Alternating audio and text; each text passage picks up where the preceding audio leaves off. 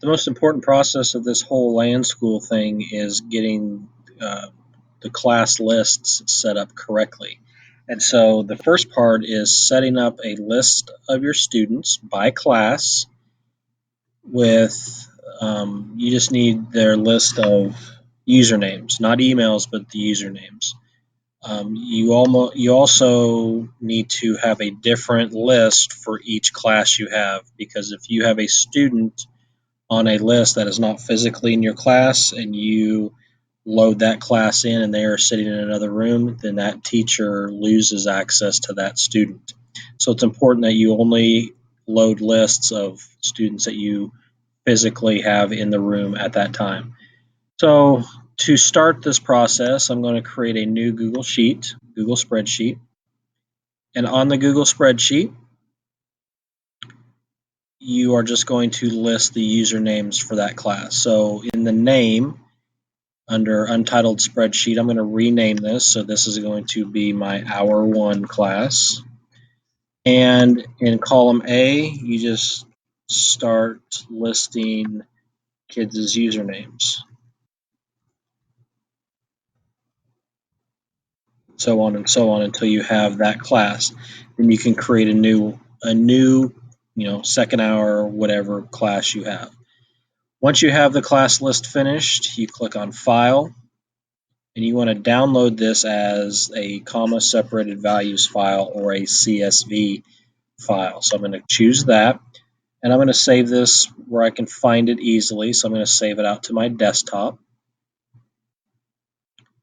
And you can rename this if you want. I'm not going to, but I'm going to just save it.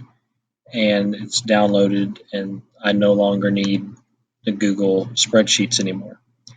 Then what you do is you go to LanSchool and you click on the icon.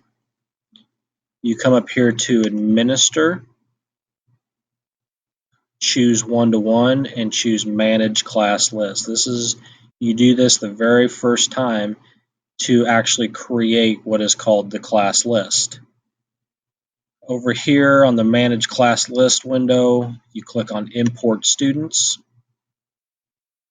You find that CSV file that you downloaded, and you choose Open. There's the list of students that you had in your Google Sheet, and then you want to save this list.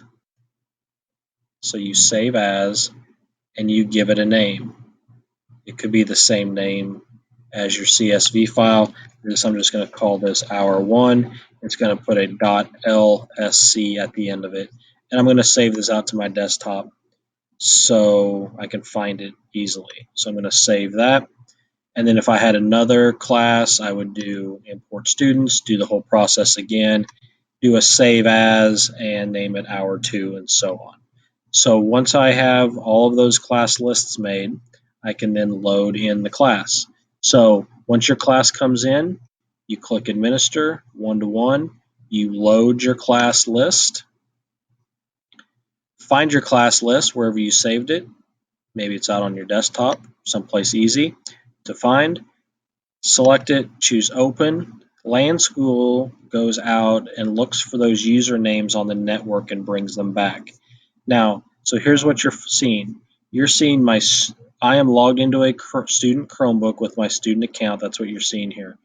This is my account on a regular laptop that is actually shut down right now, or not shut down, it's asleep.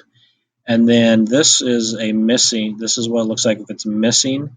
This would indicate that Gail is not logged into a device that has LanSchool installed on it. And one other thing you notice here is my student Chromebook is kind of flaking in and out between being able to see and not responding. I am on a laptop running over Wi-Fi. LanSchool Teacher does not work very well on Wi-Fi. So if to make this work, I would need to plug in a blue network cord into my laptop, and then things would run a lot smoother. So that's how you create a class list in Google Sheets. you manage the class list and create the class list file in LanSchool, and then you load the list. Now, at the end of the hour or when you're done using LanSchool, you come back up here to administer one-to-one, and you dismiss the class, and that will release them for the next teacher to then pull them into their class. And so that's how class lists work.